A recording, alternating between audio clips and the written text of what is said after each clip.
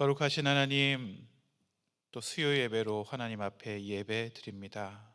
저희 가운데 찾아와 말씀하여 주시고 어렵고 힘든 인생 가운데 하나님의 일하심을 기대하는 믿음의 시간 되게 하옵시고, 잠잠히 기다리며 주님이 일하실 것, 주님이 구원하실 것을 지켜보고 하나님의 말씀에 귀 기울이는 믿음의 성도들 되도록 우리를 이끌어 주옵소서. 감사드리며 예수님의 이름으로 기도 올리옵나이다. 아멘. 2021년 12월 8일 수요 예배를 우리 하나님 앞에 드리겠습니다. 저와 여러분에게 주시는 우리 하나님의 말씀은 출애굽기 20장 17절 말씀 함께 봉독하겠습니다. 내 이웃의 집을 탐내지 말라. 내 이웃의 아내나 그의 남종이나 그의 여종이나 그의 소나 그의 낙이나 무릇 내 이웃의 소유를 탐내지 말라. 아멘. 오늘은 소요리 문답 52번째 십계명 만족하라라는 제목으로 함께 말씀 나누겠습니다. 소요리 문답 79번째 질문, 제 10계명은 무엇입니까? 같이 읽을게요. 제 10계명은 내 이웃의 집을 탐내지 말라. 이웃의 아내나 그의 남종이나 그의 여종이나 그의 소나 그의 낙이나 무릇 내 이웃의 소유를 탐내지 말라입니다. 십계명은 우리에게 무엇을 요구합니까? 같이 읽을게요. 십계명은 우리 이웃과 그들이 가진 모든 것에 대해서 의롭고 자비로운 마음을 갖고 우리가 가진 것에 온전히 만족할 것을 요구합니다. 제 십계명은 우리에게 무엇을 금지합니까? 같이 읽을게요. 제 십계명은 우리 이웃의 행복을 시기하고 질투하면서 자기 소유에 대해 불평하는 모든 것을 금지합니다. 그리고 이웃의 소유에 대한 지나친 애착과 부적절한 행동을 모두 금지합니다. 제 십계명에 대해 오늘 함께 말씀 나누겠습니다. 이 십계명의 원리는 무엇이냐? 그것은 바로 지금 가진 것에 만족하는 것을 배우라. 이게 십계명이 우리에게 주시는 핵심적인 원리라고 할 수가 있어요. 내 이웃에 대하여 탐심을 가지지 말라라는 그 이전에 내 마음속에 내가 가진 것에 만족하지 못하기 때문에, 스스로 족하지 못하기 때문에 다른 사람 것을 탐내는 일을 마음속에 두게 되는 거죠. 그래서 이 십계명의 근본적인 원리는 다른 사람의 물건을, 다른 사람의 것을 탐내기 이전에 나에게 주어진 것에 만족하는 것을 배우는 것, 그것이 바로 이 십계명이 우리에게 주시는 원리라고 할 수가 있어요. 디모데전서 6장 6절에서 8절, 그러나 자족하는 마음이 있으면 경건은 큰 이익이 되느니라. 우리가 세상에 아무것도 갖고 온 것이 없음에 또한 아무것도 가지고 가지 못하리니 우리가 먹을 것과 입을 것이 있은즉 족한 줄로 알 것이니라. 자족하는 마음이 있으면 이게 경건에 아주 큰 이익이 된다는 거예요. 우리는 그 자족하지 못하는 마음 때문에 탐심이 생기고, 이 탐심 때문에 우리를 죄로 이끌어가는 경향이 굉장히 많다는 거죠. 심지어 성경은 이렇게 얘기합니다. 우리가 아무것도 가지고 온 것이 없지 않느냐? 그래서 결국 우리도 아무것도 가지고 가지 못할 거다. 우리 앞에 입을 것이 있고 우리 앞에 먹을 것이 있다면 이미 족한 줄로 알고 하나님 앞에 감사하는 마음을 가져라. 그게 바로 이 십계명 제 10번째 계명의 원리라고 할 수가 있습니다. 왜 이렇게 만족하라고 우리에게 계속 말씀하시느냐? 그것은 탐심은 모든 다른 죄의 근본이 되기 때문에 우리에게 탐심을 멀리하기 위해 만족하는 걸 배우라고 얘기하시는 거예요. 야고보서 1장 14절에서 15절은 이렇게 얘기해요. 오직 각 사람이 시험을 받는 것은 자기 욕심에 끌려 미혹됨이니 욕심이 잉태한즉 죄를 낳고 죄가 장성한즉 사망을 낳느니라. 결국 하나님을 멀리 떠나 사망의 늪에 빠져 하나님으로부터 버림받게 되는 이 사망은 무엇으로부터 시작되느냐?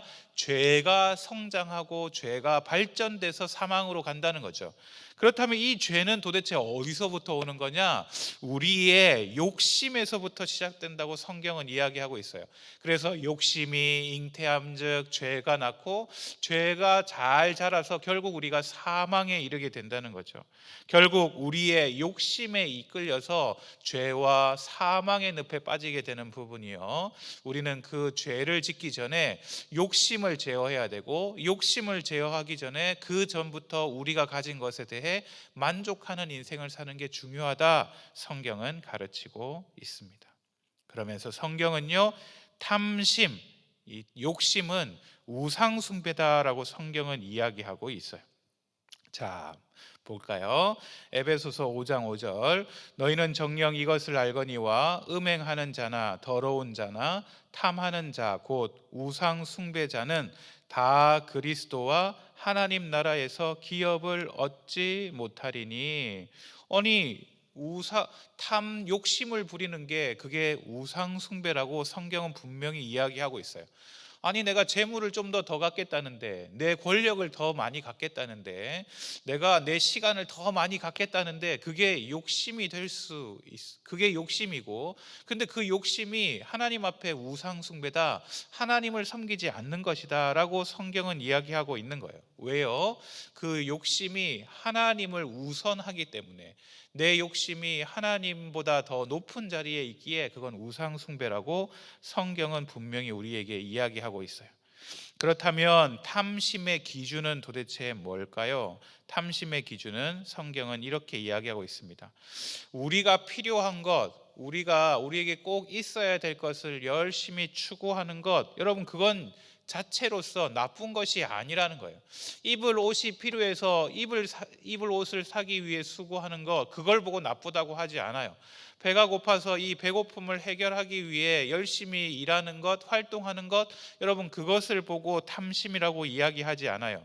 우리에게 필요한 것이 뭐뭐 있습니까? 재물도 있고요, 우리에게 시간도 필요하고요, 우리에게 나름대로 살아가면서 명예도 필요하고요, 그리고 이 땅 가운데 살면서 힘도 권력도 우리에게 필요해요. 근데 이 자체가 나쁜 것은 아니라는 거예요. 이건 탐심이 아니에요. 왜 탐심이 아니냐? 하나님이 원하실 때 그것을 우리가 내어놓을 수 있는 것은 탐심이 아니에요.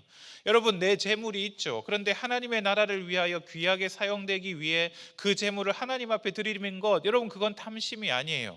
내 시간도 내 명예도 내 권력도 하나님이 원하시기만 하면, 하나님이 뜻하실 때 내가 기꺼이 그것을 내려놓을 수 있는 것, 하나님 앞에 드릴 수 있는 것, 그것은 우리에게 탐심이 될 수가 없어요. 그런데 탐심은 뭘까요? 하나님보다 그 어떤 것을 더 귀중하게 생각하고 그것에 집착하는 거예요. 하나님보다 더 높은 자리에 두는 거예요. 내 재물을 하나님보다 더 높은 자리, 하나님이 내어놓으라 할 때도 내려놓지 못하는 내 재물이라면, 여러분, 그건 탐심에 속하는 우상 숭배라는 거죠.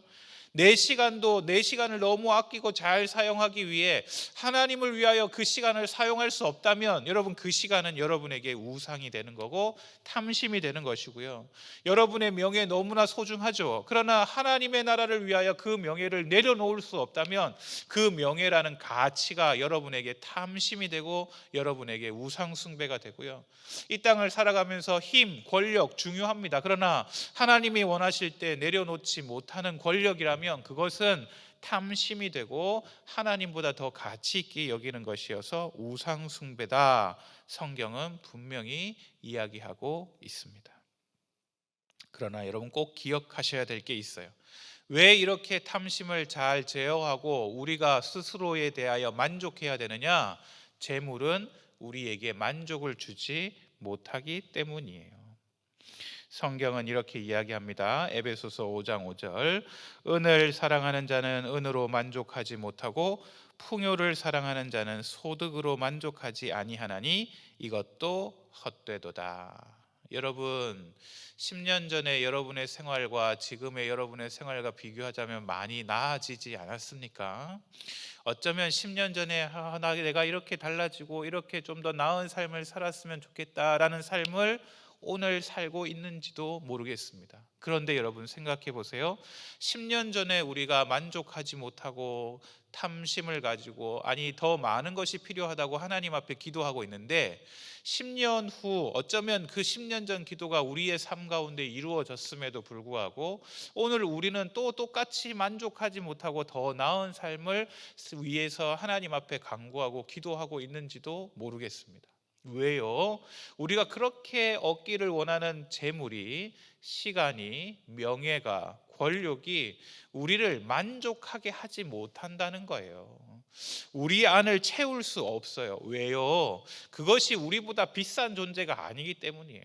세상이 어떤 큰 부유함을 준다고 해도 우리를 만족하게 할 수 없는 이유는 우리가 그 재물보다 더 비싸기 때문이에요.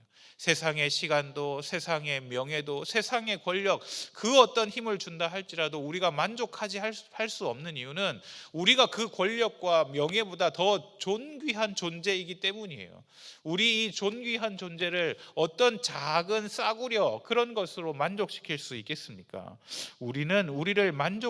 재물이 우리를 만족시킬 수 없다라는 사실을 꼭 기억하고 있어야 돼요.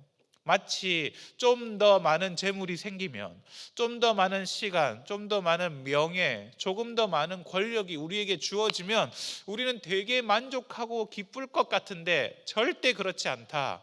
지금 자족하고 만족하지 못하는 사람들은 어떠한 순간에도 만족하거나 자족할 수 없다라는 사실을 여러분 기억하셔야 합니다.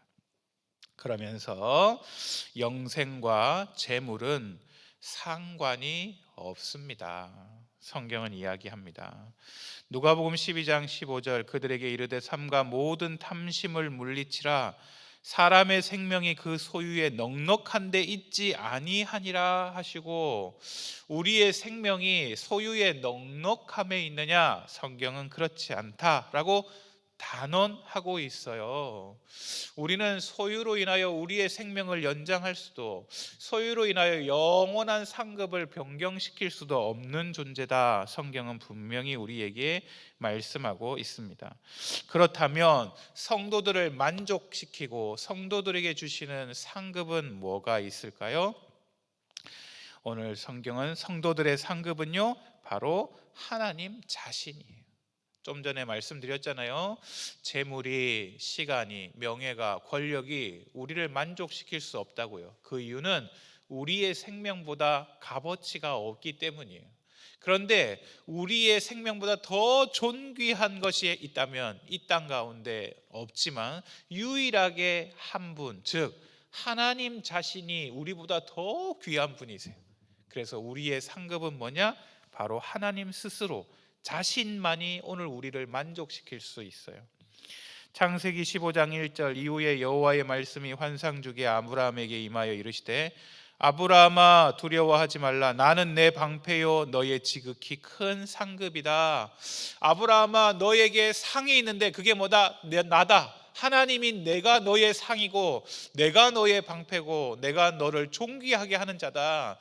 물질이 너를 존귀하게 하는 것도, 명예가 너를 존귀하게 하는 것도 아니라 나 자신이 너를 존귀하게 만든다. 성경은 분명히 우리에게 이야기하고 있어요. 자, 나는 하나님으로 만족하는 사람, 그리고 나에게 주어진 재물, 시간, 명예, 권력, 여러분 이걸 그러면 어떻게 사용하면 좋을까요? 성경은 우리에게 이렇게 이야기하고 있습니다. 재물을 선한 일에 써야 합니다. 하나님으로 만족하는 사람은 그 재물을 어떻게 사용하느냐? 디모데전서 6장 17, 19절 내가 이 세대에서 부한 자들을 명하여 마음을 높이지 말고 정함이 없는 재물에 소망을 두지 말고 오직 우리에게 모든 것을 후히 주사 누리게 하시는 하나님께 두며 선을 행하고 선한 사업을 많이 하고 나누어 주기를 좋아하며 너그러운 자가 되게 하라. 이것이 장래에 자기를 위하여 좋은 터를 쌓아 참된 생명을 취하는 것이니라. 아멘. 여러분 생각을 해보세요. 재물이 그 어떤 것보다 귀한 가치가 된 사람이 다른 사람에게 구워주고 나눠줄 수 있겠어요? 없습니다. 손이 발발발발 떨리죠. 심지어 그 물질을 나한테 사용하는데도 떠는 사람이 있는가 하면 이미 하나님으로 만족한 사람, 하나님 한 분으로 너무나 기뻐하는 그 한 사람은 자기의 재물을 하나님이 원하시는 곳에 기꺼이 내어드릴 수 있는 거예요. 자기의 시간을 하나님이 원하시는 자리에 내어드릴 수 있는 거예요. 자신의 명예와 권력을 하나님이 원하시는 자리에 기꺼이 내려놓을 수 있는 사람이 되는 거예요. 선한 일, 선한 사업이라면 기꺼이 내 재물, 내 시간, 내 명예, 내 권력을 내려놓을 수 있는 것, 여러분 그 사람의 태도를 볼 수가 있는 거죠. 그러면서 우리가 볼까요? 재물과 하나님의 나라에 대해서 한번 볼게요. 성도들이 하나님의 나라를 위해 재물을 사용하는 것, 재물은 그런 거예요. 재물은 나를 위해 내 욕심과 탐심을 채우기 위해 켜켜이 창고와 통장에 쌓아놓고는 만족해하며 배를 두드리면 이 정도면 됐다라고 말하는 것이 재물이 아니라, 그 재물이 여러분을 만족해 할 수 없기에 하나님으로 만족하는 성도들은 하나님의 나라를 위하여, 하나님의 영광을 위하여, 하나님이 뜻하시는 곳에 여러분의 재물을 헌신하고 수고하는 것, 여러분 그게 중요하다 성경은 얘기하고 있어요. 마태복음 6장 19절에서 21절이에요. 너희를 위하여 보물을 땅에 쌓아두지 말라. 거기는 좀과 동록이 해하며 도둑이 구멍을 뚫고 도둑질하느니라. 오직 너희를 위하여 보물을 하늘에 쌓아두라. 거기는 좀이나 동록이 해하지 못하며 도둑이 구멍을 뚫지도 못하고 도둑질도 못하느니라. 내 보물 있는 그곳에는 내 마음도 있느니라. 여러분 성경은 분명히 우리에게 얘기하고 있어요.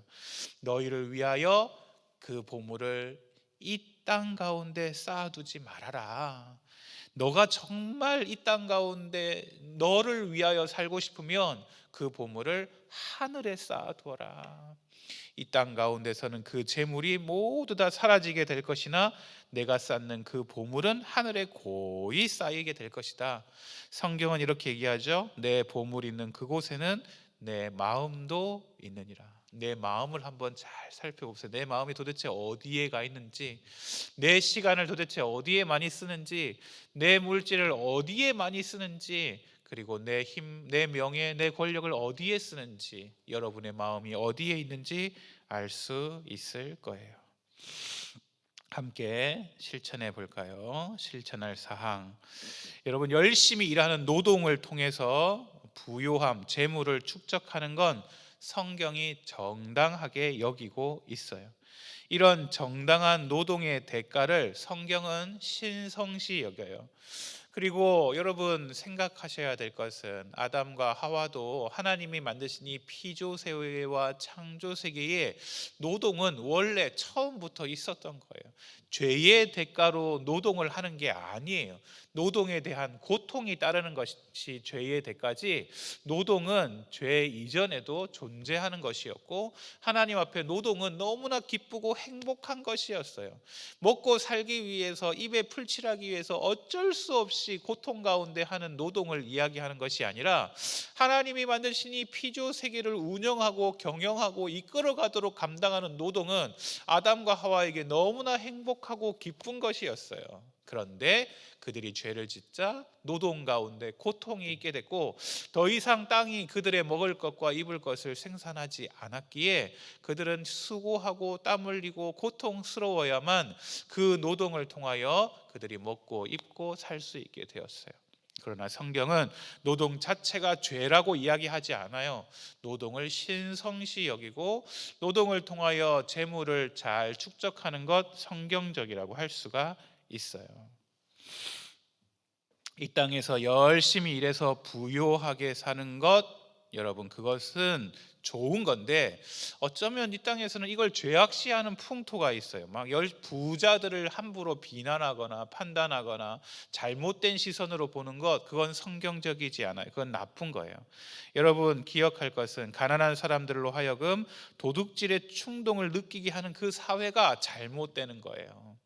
가난한 사람이 더 나도 그래도 잘 살 수 있다라고 생각하게 만들어야 되는데, 가난한 사람이 도둑질을 해서라도 사기를 쳐서라도 난 더 많이 성장하게 만들겠다라고 하는 생각을 만드는 사회, 그것이 잘못된 사회라는 거예요.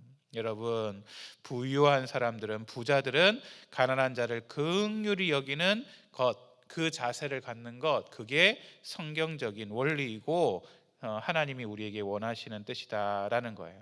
성경은요, 정당한 부의 축적을 인정하고 계세요. 그러나 격심한 빈부격차는 성경이 지지하지 않아요. 빈익빈 부익부, 부자는 갈수록 부자로, 가난한 사람은 갈수록 가난해져서 빈부격차가 심해지는 것, 그것을 하나님께서 요구하시지는 않는다. 한국 사회는 날이 갈수록 빈부의 격차가 벌어지는 것은 사실 잘못된 현상이에요. 하나님이 원하시는 뜻이 아니에요. 부자가 있는 것은 정당하나 그 빈부의 격차가 늘어나는 것을 하나님이 지지하시지는 않다. 그러면 어떻게 이 일을 해결해 나갈 수 있느냐? 하나님 앞에 나누는 운동이 필요하다. 복음과 더불어 물질을 통해 그리스도의 사랑을 전하는 거예요. 하나님 앞에 넉넉히 얻은 자가, 하나님께서 건강 주시고 지혜 주시고 능력 주셔서 부요함을 축적할 수 있는 능력이 있는 사람이라면, 그 부요함이 나만을 위한 것이 아니라 하나님 앞에 구제하고 하나님 앞에 돕고 위로하고 나누는 일에 사용하라고 주신 것임을 알고 수고하고 헌신하는 것이 중요해요. 제10계명에 관한 실천을 사실 온 민족을 구원해 나가는 방편으로 사용하는 게 좋을 것 같아요. 여러분, 나라님도 가난을 구제할 수 없다고 하잖아요. 맞아요. 그러나 하나님의 믿음의 사람들이 한 사람에게, 작은 소자 한 사람, 힘든 어려운 사람에게 손 내미는 그 하나가, 여러분, 전체 가난한 사람을 구원할 방법은 없을지는 모르나 오늘 내 바로 옆에 사는 사람들을 돕는 데는 오늘 우리가 일하기를 원하신다라는 사실을 여러분 기억하시기 바랍니다. 함께 생각해 볼까요? 첫째, 성경은 왜 탐심을 우상 숭배라고 말하고 있습니까? 둘째, 정당하지 못한 탐심의 기준은 도대체 무엇입니까? 셋째, 성도들은 재물에 대해 어떤 자세를 가져야 할까요? 함께 생각해 보시고 스스로 물어보시기 바랍니다. 기도합니다. 하나님의 은혜와 크신 은혜와 사랑에 감사합니다. 오늘 우리 10계명의 10번째 계명을 통해서 오늘 우리에게 주어진 것에 만족하라 말씀하시니 감사드립니다.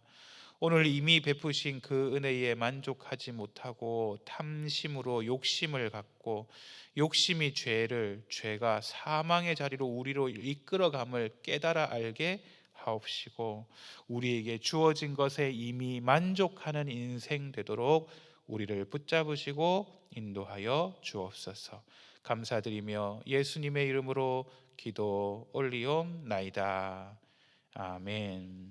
찬송가 288장 찬양하겠습니다.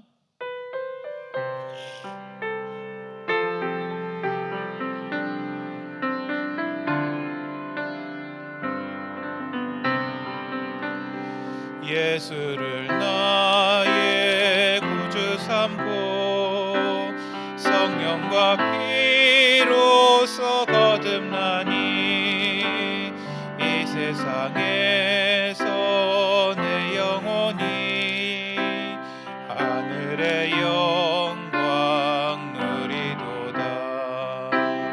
이것이 나의 간증이요, 이것이 나의 찬송일세.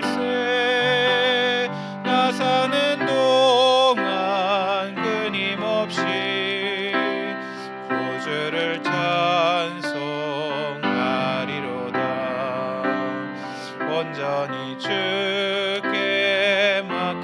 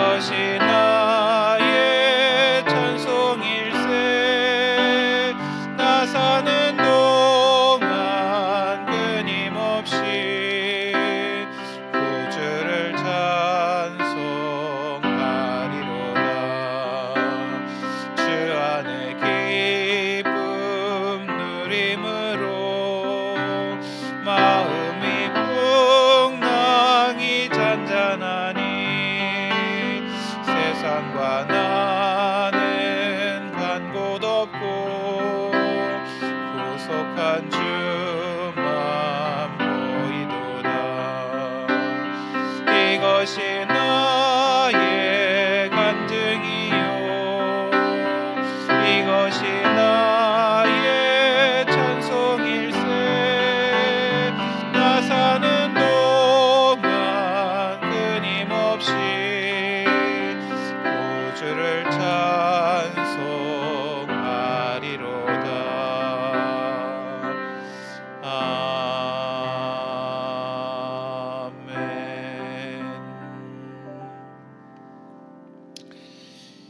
이제는 우리 구주 예수 그리스도의 은혜와 하나님 아버지의 크고 놀라우신 사랑하심과 보혜사 성령 하나님의 교통, 교제, 충만 역사하심이 하나님이 베푸신 은혜를 바르게 깨닫고 이미 주신 우리에게 주어진 모든 상황에 자족하고 만족하며 탐심을 멀리하기를 소원하는 믿음의 권속들 머리 위에 이제부터 영원토록 함께 하시기를 간절히 축원하옵나이다. 아멘.